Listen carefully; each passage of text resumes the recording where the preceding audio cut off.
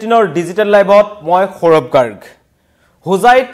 অপৰাধীলৈ লক্ষ্য কৰি আৰক্ষীৰ গুলীচালনা নিশা এই ঘটনা সংঘটিত হল হুজাইৰ ৰাজপথত অপৰাধীৰ সৈতে আৰক্ষীৰ মুখামুখি তাৰ পিছতে গুলিয়াগুলি সমগ্ৰ ঘটনা জনাইছো হুজাই নীলবাগানৰ আখিনগৰত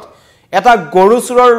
দললৈ লক্ষ্য কৰি আৰক্ষীয়ে গুলি চলালে আৰু পলায়নৰ চেষ্টা কৰিছিল এই গৰুচুৰৰ দলটোৱে এখন বিলাসী বাহনত আহিছিল সেই গৰুচুৰৰ দলটো আৰু দীৰ্ঘদিন ধৰি আমি দেখা পাইছো এই মধ্য অসমত এই মধ্য বেলটোত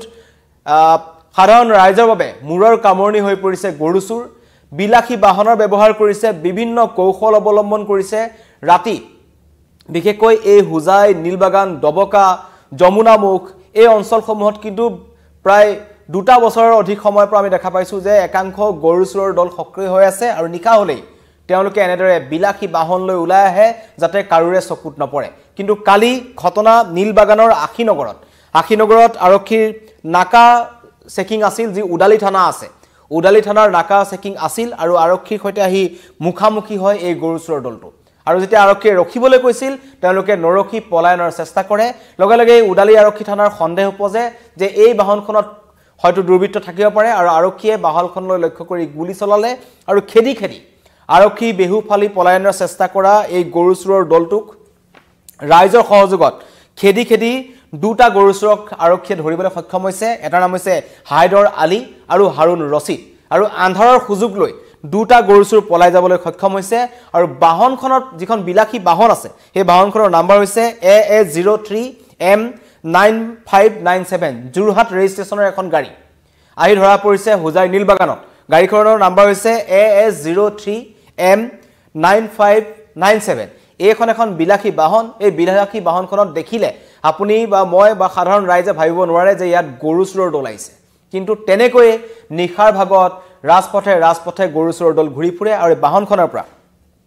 চুৰি কাৰ্যত ব্যৱহৃত বিভিন্ন সামগ্ৰী আৰক্ষীয়ে জব্দ কৰিবলৈ সক্ষম হৈছে আৰু লগতে পলাতক আন দুটা যি গৰুচুৰ সেই গৰুচুৰ দুটাক বিচাৰি আৰক্ষীয়ে অভিযান অব্যাহত ৰাখিছে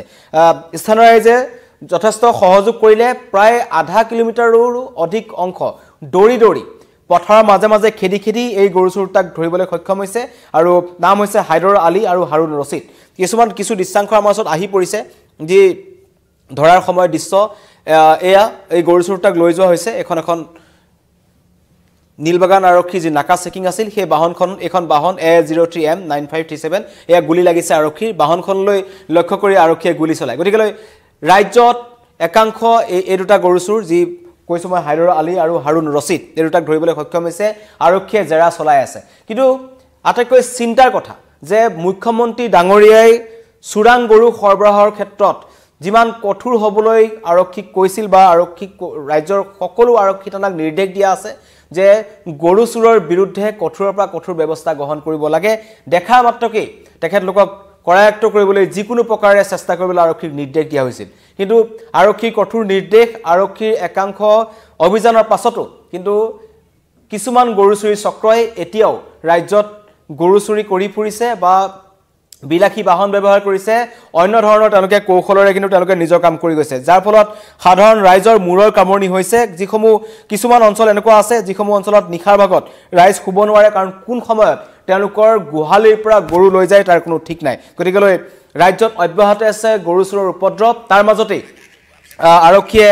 নীলবাগানৰ যি আখিনগৰ অঞ্চল আছে তাত উডালি আৰক্ষীয়ে কালি অভিযান চলালে আৰু অভিযানৰ সময়ত আৰক্ষীৰ সৈতে মুখামুখি হৈছিল 4জনীয়া এটা গৰুচুৰৰ দল আৰু ইয়াৰ আগতো একাংশ যিমান গৰুচুৰ ধৰিছে তাৰ পৰা এটা কথা সহজে অনুমান কৰিব পাৰি বা আৰক্ষীৰ অভিযানত ওলাই পৰিছে যে ৰাজ্যৰ বিভিন্ন প্ৰান্তৰ লোকসকল আহি এতিয়া এখন গাড়ী জুৰহাট ৰেজিষ্ট্ৰেচনৰ গাড়ী হয়তো গাড়ী চুৰি এই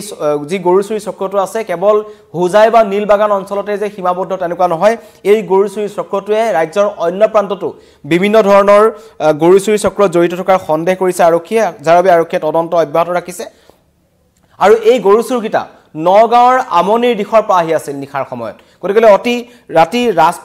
ৰাজপথসমূহত যিসমূহ হাইৱে আছে বা বাইপাছ আছে কালি যিখিনি অঞ্চলত ধৰিছে বাইপাছ অঞ্চল হয় সেই অঞ্চলসমূহত নিখাৰ ভাগত এনেকুৱা একাংশ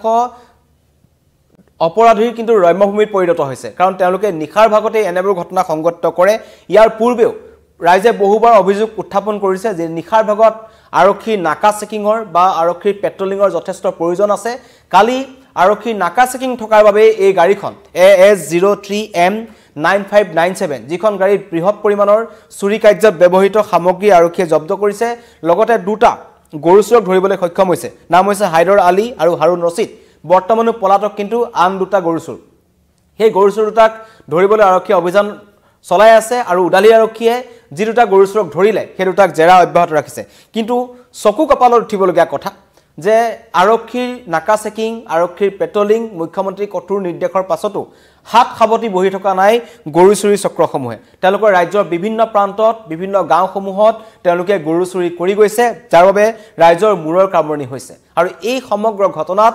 একাংশ বৃহৎ চক্ৰ জড়িত হৈ আছে বৃহৎ গ্যাং জড়িত হৈ আছে এটা চক্ৰৰ ভিতৰত থাকি এই গ্যাংসমূহে এনেবোৰ কাণ্ড সংঘটিত কৰি আহিছে আৰক্ষী তদন্তত পোহৰলৈ আহিছে কেতবোৰ ভয়ংকৰ তথ্য আৰু আৰক্ষী দেখাৰ মাত্ৰকে তেওঁলোকে বেৰিকেড ভাঙি আৰক্ষীৰ বেহু ফালি পলায়নৰ চেষ্টা কৰিছিল আন্ধাৰৰ সুযোগ লৈ তেওঁলোকে কিন্তু দুজন গৰু চোৰ ইতিমধ্যে পলাই যাবলৈ সক্ষম হৈছে গতিকে ইয়াৰ পৰা প্ৰমাণ হৈছে যে ৰাজ্যত বৰ্তমানো একাংশ গৰু চুৰি চক্ৰ সক্ৰিয় হৈ আছে আৰু তেওঁলোকে বিশেষকৈ এই মধ্যবেল্ট অঞ্চলটোত মই কৈছো গাঁওসমূহত ৰাইজৰ মূৰৰ কামৰণিত পৰিণত হৈছে দিনক দিনে হুজাই নীলবাগান যমুনামুখ নগাঁও আমনি এলেকা হওক বা জখলাবন্ধা এলেকা হওক তাৰ পৰা কেতবোৰ বাতৰি আমি সদায় পাওঁ যে গুহালিৰ পৰা নিখাৰ ভাগত একাংশ গৰু চুৰে গৰু লৈ গৈছে যাৰ বাবে মূৰে কপালে হাত দিব লগা হয় সহা কৃষকসকলে যিসকলৰ উপাৰ্জনৰ একমাত্ৰ আহিলা বা তেওঁলোকে খেতি কৰিবৰ বাবে বা গৰু ব্যৱহাৰ কৰে কিন্তু সেই সময়ত গৰু চুৰৰ উপদ্ৰৱৰ বাবে এতিয়া ৰাইজে মূৰে কপালে হাত দিব লগা হৈছে এবাৰ ঘটনা জনাইছো নিখাৰ ভাগত প্ৰচণ্ড গুলিয়াগুলি আৰু হুজাই অপৰাধীলৈ লক্ষ্য কৰি আৰক্ষীয়ে গুলি চলালে আৰু আৰক্ষীও যথেষ্ট তৎপৰতাৰে এই অভিযান চলাইছিল যাৰ বাবে খেদি আৰু স্থানীয় ৰাইজেও কিন্তু তেওঁলোকক সহায় কৰিছিল কাৰণ স্থানীয় ৰাইজে এইটো কথা বিচাৰি আছিল যে আৰক্ষী নাকা চেকিং হওক আৰক্ষীৰ টহল ব্যৱস্থা কৰক ৰাতিৰ সময়ত কাৰণ নিখাৰ ভাগত এই গৰু চুৰি চক্ৰসমূহ এনেদৰে বিলাসী বাহন ব্যৱহাৰ কৰে হঠাতে আপোনাৰ হঠাৎ দেখিলে আপোনাৰ হয়তো মনত নাহিব যে এখন বিলাসী বাহনত গৰু চুৰি কৰিবলৈ আহিছে কিন্তু গৰু চুৰি চক্ৰই এনেকুৱা ধৰণৰ নতুন কৌশল ব্যৱহাৰ কৰিছে আৰু গাড়ীখনত গুলিৰ চিন দেখিছে তাৰ পিছতেই পলায়নৰ চেষ্টা কৰিছিল নিজৰ প্ৰাণ ৰক্ষা কৰি কিন্তু দুটা গৰু চুৰক খেদি কৰায়ত্ব কৰিছে পথাৰৰ মাজৰ পৰা আৰু আন দুটা গৰু চুৰ নিখাৰ সুযোগ লৈ পলাই গৈছে আৰু এতিয়া উদালি থানাত এই গৰু চুৰ দুটাক তীব্ৰ জেৰা চলাই থকা হৈছে যে তেওঁলোকৰ লগত অন্য কোন লোক জড়িত হৈ আছে তাৰ যাতে ধৰা পৰে বা কোনটো চক্ৰ জড়িত হৈ আছে কাৰ নিৰ্দেশত কৰি আছে গতিকে এটা ডাঙৰ বৃহৎ এটা চক্ৰ জড়িত হৈ আছে বুলি আৰক্ষী ইতিমধ্যে কৈছে আমাৰ কিছু মন্তব্য আহি পৰিছে যি অঞ্চলত এই ঘটনা সংঘটিত হ'ল নিখাৰ ভাগত যি ভিজুৱেল দেখুৱাই আছো তাৰ এজন স্থানীয় লোকৰ মন্তব্য আহিছে যি মন্তব্য আমি আপোনালোকক শুনাব বিচাৰিছো নীলবাগানৰ পৰা উভতি গৈ আছো গড় পিনে আমাৰ ৱাইছ ভৱনৰ সন্মুখত এটা ডিভাইডাৰ আছিলে সেইটোত মানে দেখিছোঁ আমি পেট্ৰলিং পাৰ্টি বহিছে আমি তো নাজানো এইটো পটকছে ফায়াৰ হৈ গ'ল দুটা গাড়ী আছিলে এটা বেক চাৰ্কুলাৰ আছিলে এটা আগফালে আছিলে এক্সক্ৰ'জ কিবা গাড়ী এখন আছিলে সেইটো পূৰা ফায়াৰ কৰি দিলে তাৰপিছত গৈ কিনে লংকাৰাইল বোধহয় দহিছে গাড়ী দহি দুটা চুৰ দহিছে চাৰিজন আছিলে দুজন পলাল গুলি মোটামুটি আমাৰ দেখা দিয়াতে 4-5টামান গুলি হৈছে লংকা আৰু 6-7টামান হ'ব হৈছে লংকাৰাইল বুলি কয় আমাৰ পেট্ৰল পাম্পৰ ওচৰত চুৰকেইটা গড় ক'ত গম পাই নেকি দেখা পাইছিলে মানে চুৰকেইটাটো শুনা পাইছোঁ যে হেৰিত কয় আমনিৰ হয় ইয়াৰে দুজনক ধৰিছে পুলিচে আৰু দুজন পলাই গৈছে আৰু গাঁৱৰ মানুহেও অলপ সহায় কৰিছে চুৰকেইটাক ধৰাত গতিকে ৰমজান মাহ চলি আছে আৰু চাৰিওফালে চুৰৰ এটা আতংক গৰু চুৰ আৰু কিছুমান বস্তু পোৱা গৈছে মানে সন্দেহজনক বস্তু দেখিছে পুলিচে উদ্ধাৰ কৰিছে বহুত হুজাই পুলিচক বহুত ধন্যবাদ এই চুৰকেইজনক কৰায়ত্ব কৰাৰ কাৰণে মানে আমি হুজাইৰ ৰাইজক যে সকাহ দিছে এই চুৰকেইজনক ধৰি গতিকে পুলিচক ধন্যবাদ জনাইছোঁ নীলবাগানৰ পৰা উভতি গৈ আছো গড় পিনে আমাৰ ৱাইছ ভৱনৰ সন্মুখত এটা ডিভাইডাৰ আছিলে সেইটোত মানে দেখিছোঁ আমি পেট্ৰলিং পাৰ্টি বহিছে আমি তো নাজানো এইটো পটকছে ফায়াৰ হৈ গ'ল দুটা গাড়ী আছিলে এটা বেক চাৰ্কুলাৰ আছিলে এটা আগফালে আছিলে এক্সক্ৰ'জ কিবা গাড়ী এখন আছিলে সেইটো পূৰা ফায়াৰ কৰি দিলে তাৰপিছত গৈ কিনে লংকাৰাইল বোধহয় দহিছে গাড়ী দহি দুটা চুৰ দহিছে চাৰিজন আছিলে দুজন পলাল গুলি মোটামুটি আমাৰ দেখা দিয়াতে 4-5টামান গুলি হৈছে লংকা আৰু 6-7টামান হ'ব হৈছে লংকাৰাইল বুলি কয় আমাৰ পেট্ৰল পাম্পৰ ওচৰত চুৰকেইটা গড় ক'ত গম পাই নেকি মানে চোৰকেইটাতো শুনা পাইছোঁ যে হেৰিত কয় আমনিৰ হয় ইয়াৰে দুজনক ধৰিছে পুলিচে আৰু দুজন পলাই গৈছে আৰু গাঁৱৰ মানুহেও অলপ সহায় কৰিছে চোৰকেইটা ধৰাত গতিকে ৰমজান মাহ চলি আছে আৰু চাৰিওফালে চোৰৰ এটা আতংক গৰু চোৰ আৰু কিছুমান বস্তু পোৱা গৈছে মানে সন্দেহজনক বস্তু দেখিছোঁ পুলিচে উদ্ধাৰ কৰিছে বহুত হোজাই পুলিচক বহুত ধন্যবাদ এই চোৰকেইজনক কৰায়ত্ব কৰাৰ কাৰণে মানে আমি হোজাইৰ ৰাইজক যে সকাহ দিছে এই চোৰকেইজনক ধৰি গতিকে পুলিচক ধন্যবাদ জনাইছোঁ নীলবানৰ পৰা উভতি গৈ আছোঁ গড় পিনে আমাৰ ৱাইচ ভৱনৰ সন্মুখত এটা ডিভাইডাৰ আছিলে সেইটোত মানে দেখিছোঁ আমি পেট্ৰলিং পাৰ্টি বহিছে আমিতো নাজানো এইটো